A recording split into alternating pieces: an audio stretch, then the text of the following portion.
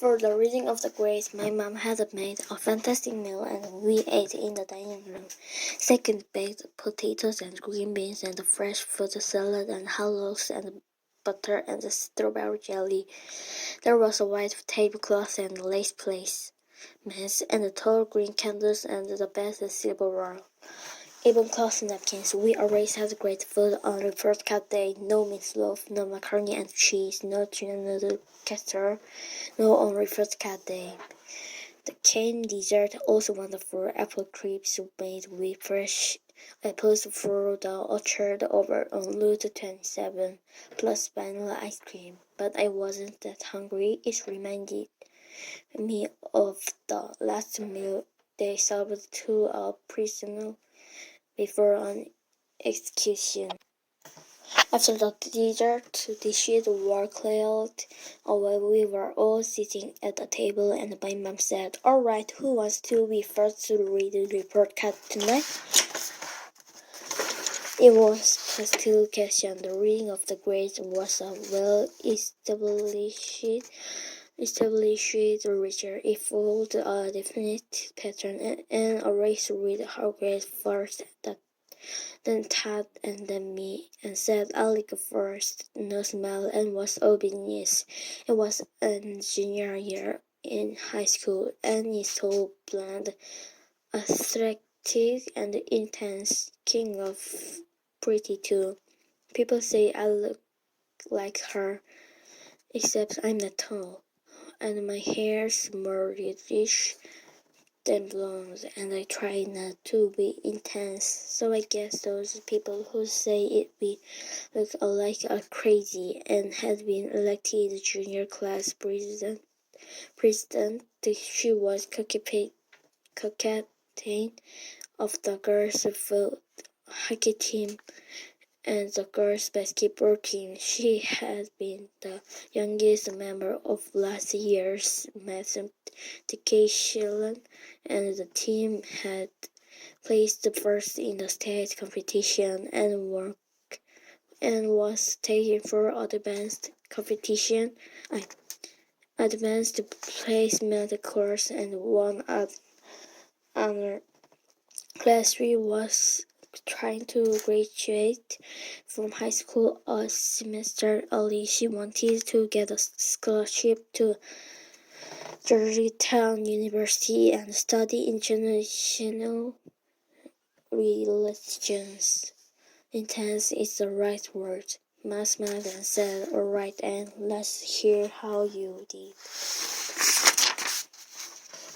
And unfurled her computer printer's grade sheet. I knew what was coming. Everyone knew what was coming. And began reading.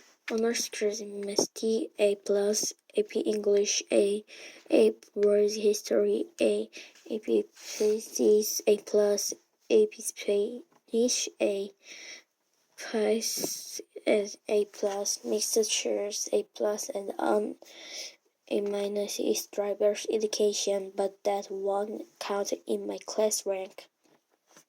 That's terrific, and Annie, my dad smiled made him look like a piano. He said, "Not much room for improvement, and that's the way it ought to be. Great, just great." Mom said, You should be very proud of yourself, and all your hard work is really paying off." Turning to my side of the table, Mom said, "Okay, who's next?" Nora and Todd. Another pointless question. Never in his life had Todd let me do anything ahead of him. He said, "I'm next." Todd was in 8th grade. He had lots of friends and a lot of interests, like mountain biking and snowboards and playing electric guitar and being 1816 rock and roll tribunals. Todd's school sport was soccer, but he wasn't a star. Star player, which is that I am, and that's not bragging about my soccer play. That's just a fact.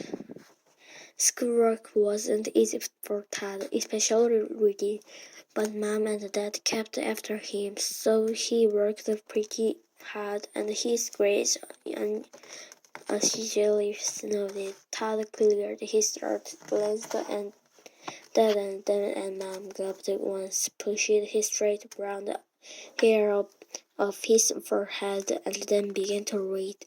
Todd always read his best grade first. Dream class A plus, math A minus, science B. Oh no, I mean it's a B plus, social studies B, and a B minus in English. But I was only 2 points away from a plain B. Mom and Dad nodded thoughtfully for a moment, and then Mom said, "Well, this is a pretty good report, Todd, but I don't think it's really the best you can do. Is it? Especially that B minus in English. I think you'd be a little disappointed with that. At the conference last month, Mrs. Ford said you need to spend more time with your writing, and you need to take your essay reading segments more seriously. Don't you think that would help?" Tad nodded and said, "Yeah, I guess so. Still, Mom, I got be average that good. You should see Tom's grades. But we are not talking about Tom. That was not smelly. We are talking about you. You are almost in high school now, and you got to start being more serious. Grades like that might get you into a state school or into a little college somewhere out in the middle of nowhere. But those grades wouldn't get you into a good college. No way. Time to get down to business. Agree?" Todd made a sheepish face and nodded. "Yeah, okay, a little better. I will." And then all eyes swung to me. My cheek felt hot. I hadn't planned well for this part. I had thought reading my grades out loud wouldn't be a problem, but it was before Mom could ask. I said, "I don't want to read them. Don't try to tell me that my fifth grade grades are important, because I know for a fact that they aren't. And they are all based on a bunch of stupid information that anybody with half a brain can memorize. Tests and grades and all of it. It's all just stupid." Shocked silence. Then in a calm voice, my dad said, "Please read your grades to us, Nora." I shook my hands. "You can look at them if you want to, but I'm not going to read them. My grades are my business and nothing else." My dad started to say something, but Mom cut in and said, "Nora, I know this may be hard for you, but it's important. You're in fifth grade now. You have to get used to the fact that grades do matter. They matter a lot, so please read your grades. We know everyone's different, and not everyone going to do as well as everyone else. We are not comparing you to Todd or Anne or anybody. We just want to be able to talk about school and how you're doing. Talk about it as a family." I didn't budge. "There's nothing to talk about. May I please be excused?" That was too much for my dad. "No," he shouted.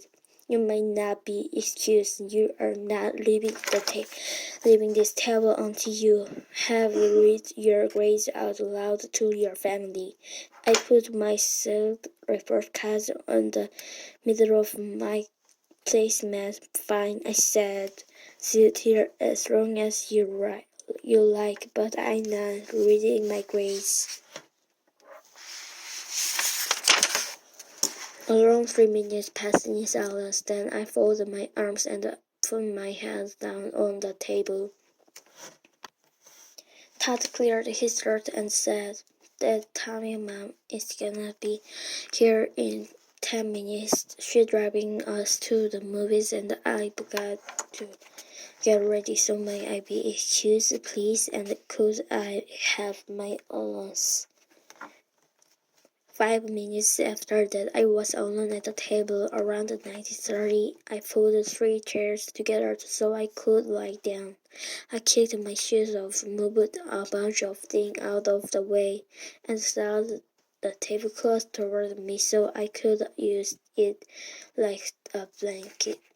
I'd be asleep, so I'm not sure what time it was, but it was later, and I heard my mom say, "Carry her up to bed, Jane. She's won this round, and we might as well admit it." I kept my eyes shut.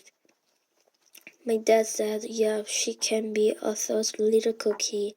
All right, she's made a great lover. I bet. Expect first she'd have to get into law school somewhere." I heard the sound of ripping paper and I knew what it was. He was opening my report card. I heard him fall in a sharp freeze and then, "My gosh, no wonder Nora wouldn't read this. Look, Carla, all this.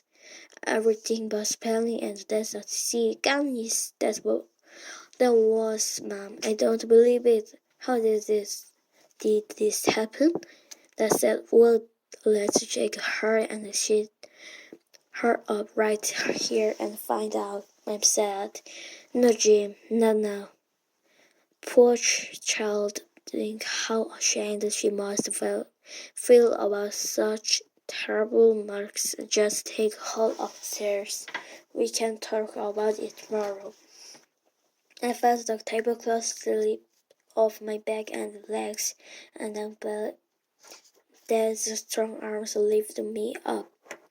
It had been a long time since my dad had carried me up to bed. I heard my mom behind us. "The stairs, careful you don't bang her head on anything." And my dad said softly, "Weak grades like those is probably going to hurt." Mom said, "That's not funny." I was glad they didn't try to get me into my pajamas because I'm sure it would have taken. My mom just pulled off my socks, tucked the kite up under my chin, kissed me softly on the forehead, and then closed my door. I opened my eyes and started into the darkness. I wondered if I had done enough thinking about my plan, because first I had tried to think about what I wanted to accomplish, and then I had tried to think of all the steps I had to take and how my steps would lead to the steps or other people would take. I had done a lot of thinking, and that's something I've gotten good at, but as I thought of every single thing that could go wrong at every single step, and as I thought of enough ways to get around each possible problem, lying there in the dark, I faced the fact I wouldn't know if my plan would work until it did or didn't.